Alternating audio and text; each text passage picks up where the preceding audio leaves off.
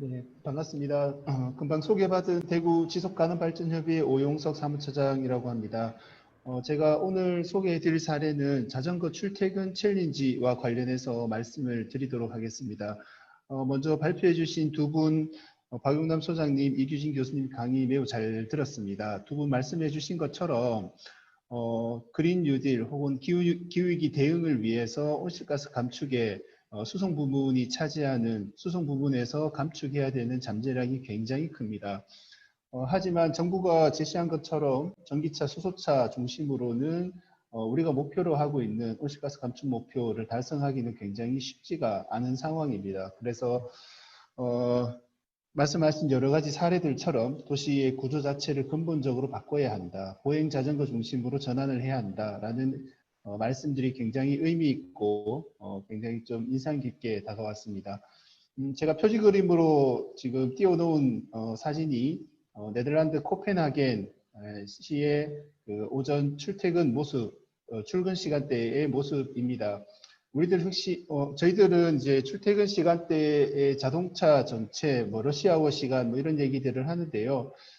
이렇게 자전거 이용이 많은 도시들, 코펜하겐이나 암스테르담, 뭐 혹은 미국에 있는 포틀랜드 같은 도시에서도 바이크 러시아워라는 표현을 쓰기도 합니다. 자전거로 출퇴근하는 사람들이 너무 많아서 자전거가 출퇴근 시간의 정체가 된다 이런 표현들을 하는데요. 제가 생각할 때는 기후위기 시대에 우리 도시의 풍경, 그린 뉴딜을 추진을 했을 때 우리 거리의 모습이 이렇게 바뀌어야 하는 거 아닌가라는 생각이 들어서 표지 화면에 이런 그림을 띄워봤습니다. 자전거 출퇴근 챌린지는 말 그대로 자전거로 출퇴근하는 시민들의 행동, 이 생태계통 도시를 만들기 위한 시민들의 직접적인 실천이다라고 생각을 하시면 될 것 같습니다. 우리 주변에서 흔히 자전거 타시는 분들을 많이 볼 수는 있는데요. 하지만 우리 지역에서 얼마나 많은 시민들이 자전거를 이용하시는지, 그분들이 얼마나 많은 거리를 자전거로 이동을 하시는지 이런 부분들을 확인하기가 쉽지가 않습니다. 그래서 저희가 시민들의 행동이 집합적으로 취합이 될 수 있도록 휴대전화 에코바이크라는 앱을 저희들이 제작을 했습니다. 그래서 자전거를 이용하는 시민들이 이 앱을 설치를 하고 자전거로 출퇴근하게 되면 이동한 거리가 얼만큼 되는지, 그 이동한 거리에 따른 온실가스 감축량은 얼마나 되는지 이런 것들을 실시간으로 앱과 홈페이지에서 확인하실 수 있도록 저희가 시스템을 만들었고 이 프로그램을 대구시에서 이렇게 쭉 진행을 하다가 지난해에 전국에 있는 6개 도시가 함께 어느 도시의 시민들이 열심히 탔는지, 어느 도시의 시민들이 더 열심히 자전거로 출퇴근을 하는지 이런 챌린지 프로그램을 진행을 하게 되었습니다. 그럼 왜 자전거인가 라는 얘기를 간단하게 말씀을 드리면 좋을 것 같은데요. 이규진 교수님 말씀을 하셨지만 지난 2015년 유엔 총회에서 2030년까지 우리 인류가 지향해야 될, 달성해야 될 인류 공동의 발전 목표로 지속가능 발전 목표를 채택을 했습니다. 자전거는 이 17개의 지속가능 발전 목표를 이행하는 데 굉장히 중요한 수단입니다. 자전거를 타면 건강해진다라는 것은 뭐 더 말할 필요도 없을 거고요. 자전거를 타면서 자동차가 소비하는 에너지를 줄이는 부분, 우리 도시의 인프라를 개선을 하고 불평등을 감소시키고 우리 도시 공동체를 훨씬 더 건강하게 만들 수 있고 그리고 가장 중요한 것은 기후위기 대응의 가장 중요한 수단이다라고 할 수가 있습니다. 생태교통 에코모빌리티를 주장하시는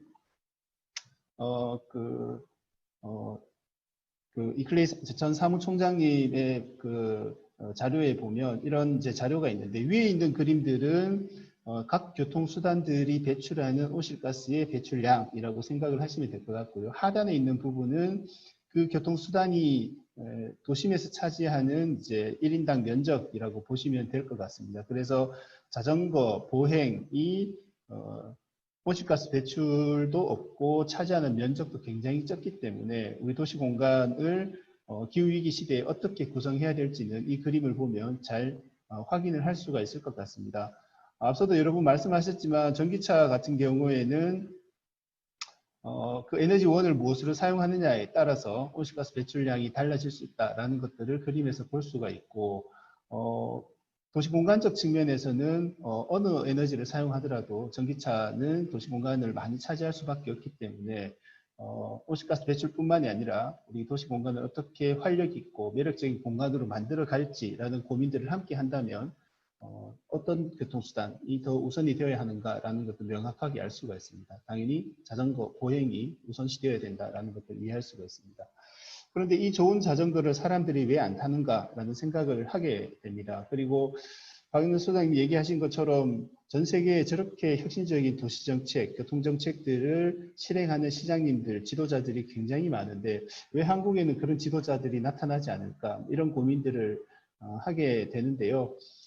대구에서도 그 왕복 10차선, 대구의 가장 중심이 되는 간선 도로를 차량 속도를 줄이고 양가에 그 도로를 하나씩 자전거 전용 도로로 만들고 하는 계획을 대구시가 추진을 하려고 고민을 했었고 이 내용을 대구 시민 원탁위에서 물었는데 시민들의 70%가 속도 줄이는 거에도 반대, 차로를 줄이는 것에도 반대하는 의견이 나타나서 대구시가 추진하지 않게 된 사례가 있었는데요. 어쨌든 저런 혁신적인 정책들을 추진을 할 때 시민들의 수용성, 그 정책들을 지지하는 시민들이 얼마나 많은가, 그렇게 그 많은 시민들이 얼마나 강하게 그 지지 의사를 밝히는가 이런 부분들이 굉장히 중요하다라는 생각이 듭니다. 그래서 한국의 대다수 도시들이 자동차 이용하는 시민들의 의사가 너무 과도하게 반영이 되어 있다라는 생각을 하게 되는데요. 그래서 자전거를 타시는 분들, 보행을 걸어서 이동하시는 분들이 그 목소리들을 강하게 내고 그분들이 자신의 의사를 강하게 반영할 수 있는 도시교통체계, 시민 행동을 조직하는 것이 필요하다라는 생각에서 저희가 자전거 챌린지 운동을 시작을 했고요. 앞에 보시는 사진은 네덜란드 암스테르담의 모습입니다. 그 전후에 네덜란드 암스테르담도 굉장히 빠르게 자동차 소비가 늘어났었고 가운데 보시는 사진처럼 도심부는 늘 자동차로 붐비는 상황이었습니다. 이게 지금 보시는 오른쪽 그림처럼 바뀌게 되었는데 여러 가지 뭐 요인들이 있습니다만 어쨌든 1960년대 그 네덜란드 암스테르담의 자동차가 워낙 많아지게 되면서 대기오염 문제라든지 어린이 교통사고 사망자 문제 이런 부분들에서 시민들이 분노했고 공분을 일으켰고 그래서 지금과 같은 자동차 중심의 교통체계로는 안 된다. 그래서 이 교통체계를 전환하자라는 강력한 자전거 시민운동이 일어났습니다. 그 운동의 20년 성과로 1990년대부터 암스테르담에서 이렇게 자전거 정책들을 본격적으로 시행을 하면서 도시공간과 도로 구조가 재편이 되기 시작을 했는데요. 그런 강력한 시민행동의 세력 혹은 목소리들을 잘 조직하고 구축하는 것이 필요하다. 그리고 이들이 지방정부의 그런 정책 의사결정 과정에 함께 참여하도록 거버넌스를 잘 구축하는 것이 중요하다라는 생각들을 하고 있습니다. 그래서 자전거 출퇴근 챌린지는 지속가능 발전 목표 이행과 온실가스 감축을 위한 자전거 이용 활성화를 목적으로 하고 있습니다. 그래서 자전거를 출퇴근을 하는 시민들을 많이 만들겠다는 것이고 이 시민들이 에코바이크라는 앱을 활용하게 되면서 과학적인 객관적인 데이터를 저희가 정량화해서 축적을 할 수가 있고 6개, 12개 더 많은 도시로 지금 확대가 되면서 다양한 시민들이 참여를 하고 있습니다. 이런 시민 참여와 행동을 강화하기 위해서 저희가 생각한 핵심적인 요소는 3가지가 있는데요. 첫 번째는 재미가 있어야 된다는 겁니다. 자전거를 타거나 걷는 행위가 즐겁고 재미있는 행위가 되어야 되고 그리고 그 행위를 하는 것들이 사회적으로 굉장히 의미 있고 가치 있구나라는 것들을 사회에서 해석을 해주고 의미를 부여하고 가치를 부여해야 된다라는 생각을 하게 됩니다. 개인이 아무리 열심히 타고 다녀도 당신이 자전거를 타고 다니는 것이 굉장히 좀 의미 있고 기후위기 시대에 중요한 행동이다라고 이렇게 사회에서 칭찬하고 응원하는 활동들이 굉장히 중요하다라는 생각을 하게 되고요. 끝으로는 이제 그런 재미와 가치에 따라서 열심히 했는 데 대한 또 일정 부분 보상 혹은 인센티브가 함께 주어진다면 더욱 좋을 것 같다라는 생각을 하게 됩니다. 저희들이 추진했던 내용은 일단 자전거 마일리지 에코바이크 앱을 개발을 했었고요. 그래서 이 앱에는 출퇴근 경로라든지 주행 기록, 도시별 순위, 그다음에 온실가스 감축량 등 다양한 정보들을 저희가 확인할 수 있도록 되어 있습니다. 그래서 웹페이지에서 이 모든 내용 그리고 앱에서도 모든 내용들을 확인을 할 수가 있고요. 지난해에는 6개 지역, 광주, 대구, 대전, 수원, 전주, 창원 이렇게 6개 도시에서 지역별로 자전거로 출퇴근하시는 분들을 모집을 해서 일정 기간 동안 어느 도시에서 자전거로 출퇴근을 많이 하는지 경쟁을 했었습니다. 그래서 올해는 12개의 도시가 함께 참여를 하게 되는데요. 그래서 자전거로 또 도시별로 어느 도시가 자전거를 많이 탔는지 총 주행거리도 확인할 수 있고, 포인트는 출퇴근 시간대에 저희가 가중치를 주게 됩니다. 평소에는 1km에 1포인트를 주지만 출퇴근 시간대에 1km를 이동하게 되면 10포인트를 드리게 됩니다. 그래서 출퇴근 시간에 더 많이 이동하는 시민들이 많은 도시가 유리하게 되겠죠. 그리고 온실가스 감축량도 이렇게 같이 표시를 하게 됩니다. 그리고 각 개인별로 순위도 이렇게 확인을 할 수 있습니다. 지금 대구, 창원, 전주, 전국의 다양한 지역에서 상위권에 랭크가 되어 있고, 뭐 1, 2위 하시는 분은 올해 벌써 거의 3.9톤, 뭐 3톤 이상의 온실가스를 감축했다라는 것들을 기록으로 확인을 할 수가 있습니다. 그래서 저희가 지난해 1년 동안, 한 달 동안 진행했던 자전거 출퇴근 챌린지의 성과를 한 장의 인포그래픽으로 정리를 해서 공유를 해서 올해 12개 도시로 확산이 되었고요. 지난해 2,000명 넘는 참가자들이 함께 했었고, 이분들이 3주 동안 감축한 온실가스 양이 약 45톤 정도가 된다, 이렇게 생각을 하시면 될 것 같습니다. 이 내용을 저희가 영문으로도 인포그래픽을 작성을 해서 해외에도 같이 공유를 했고, 유럽 교통주간 사무국에도 같이 공유를 했었습니다. 그래서 이클레이 산하에 있는 에코모빌리티 생태교통 네트워크에 지난해 우수 사례로 소개가 되기도 했었습니다. 유럽에서도 비슷한 프로그램들을 하고 있는데요. 유럽연합 차원에서 소셜 바이킹이라는 프로그램을 저희 한국에서 하고 있는 것과 굉장히 유사한 형태로 진행을 하고 있는데, 장기적으로는 이런 프로그램들과도 연계를 할 필요가 있다는 생각을 하고 있습니다. 그래서 올해는 9월 22일부터 12개 도시가 함께 참여를 해서 자전거 출퇴근 챌린지를 진행을 하고 할 계획이고요.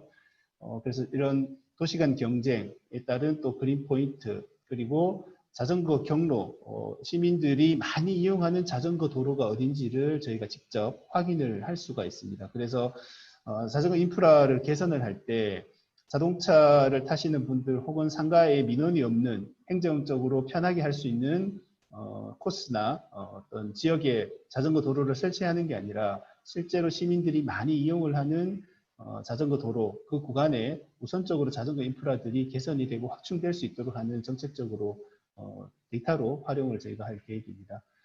올해 저희가 진행할 자전거 출퇴근 챌린지에 포스터를 참조를 하시면 될 것 같고요.